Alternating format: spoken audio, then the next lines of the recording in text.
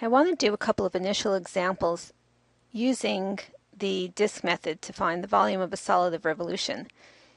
And I'm choosing two examples that we can do without calculus, and then we'll do them both ways with and without calculus and see that we get the same results.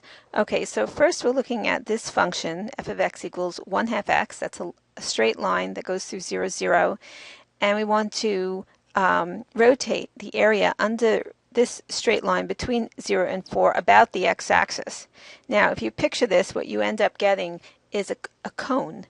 Okay, so and here's a picture of the cone that you get when you rotate this triangle about the x-axis. So let's remember what the volume of a cone is. This method is without calculus. Okay, so the volume of a cone is 1/3 pi r squared, that is the area of this base circle, times the height, the distance from here to here, times the height. So let's just quickly calculate that in our case. So that would be 1/3 pi, all right, and then r squared, this radius from here to here, this is the point 4,2. If you plug 4 into 1/2 x, you get 2, 4,2, so the distance from here to here is 2. So r is 2 in the case of this circle, and h, the height, is 4, from 0 to 4, that's height 4. All right, so we have 16/3 pi. Okay, that's without calculus. And now we're going to use calculus disk method for calculating the volume, and hopefully we get the same thing. All right, so now here's the formula using the disk method. We have the volume is equal to the integral from 0 to 4 pi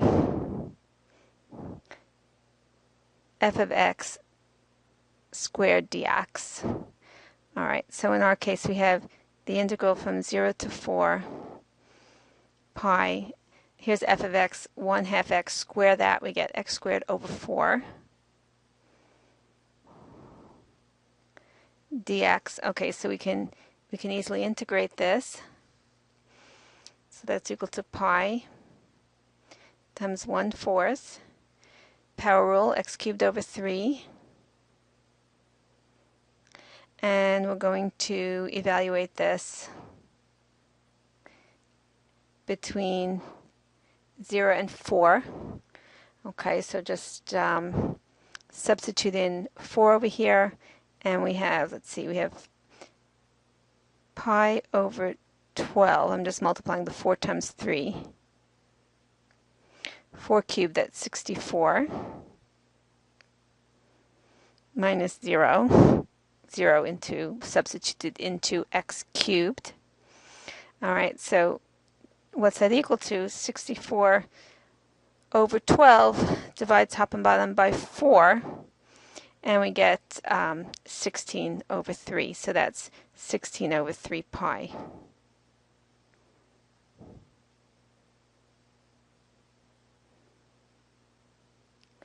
And that's what we expected. That's the same result that we got when we just used the volume of a cone without using calculus. Here's our second example, finding the volume of a solid of revolution using the disk method. And in this example, our curve is a piece of the circle with equation x squared plus y squared is equal to 25. That's a circle centered at 0, 0, radius 5. And we're going to take the area underneath the circle between 0 and 5, that's the shaded area over here, and rotate it about the x-axis. And what we'll get is half of a ball. So first, let's figure out the volume of that half ball without using calculus, just using the volume of a sphere. That's the volume of the sphere is 4/3 pi r cubed. And we want half of that, so I'll put the 1/2 in front. So that would be 1/2 4/3 pi, our radius is 5 cubed, and we get Just dividing 2 into 4 here, we get 2/3 pi times 125. That's without calculus. Now let's use some calculus. Let's use the disk method. So the disk method involves rotating these little rectangles about the x-axis, so we end up getting a disk, and the radius of the disk is the height of this red rectangle over here, which is f of x, which is this. Okay, so we have our volume is, let's first write down the volume of one disk, which I call delta V. The volume of one disk would be pi r squared times the thickness of each disk. Okay, so in our case that would be pi. R corresponds to f of x. From here to here, that would be the radius of our disk, which is f of x. H is the thickness, which is dx. All right, and then the volume is equal to the integral, in our case, from 0 to 5 pi f of x squared dx. So that's equal to the integral from 0 to 5 pi. F of x is the square root of 25 minus x squared. So f of x squared, just the square root pops off, and we have 25 minus x squared dx. Oh, excuse me, 25 minus x squared without let me write it, 25 minus x squared. Okay, there we go. There we go. All right, now let's integrate that.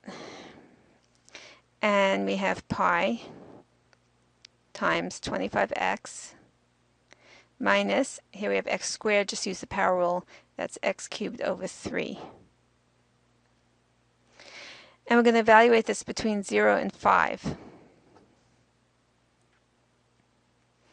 Okay, so substituting in 5, we have 25 times 5, that's 125, minus 5 cubed, that's 125 over 3. And then when we substitute in 0, we get 0. Okay, so we just have to evaluate this, and this is equal to pi times 2/3 125. Okay, which is what we got using the formula of the volume of a sphere, what we got without calculus. So, okay, so that's what we expected.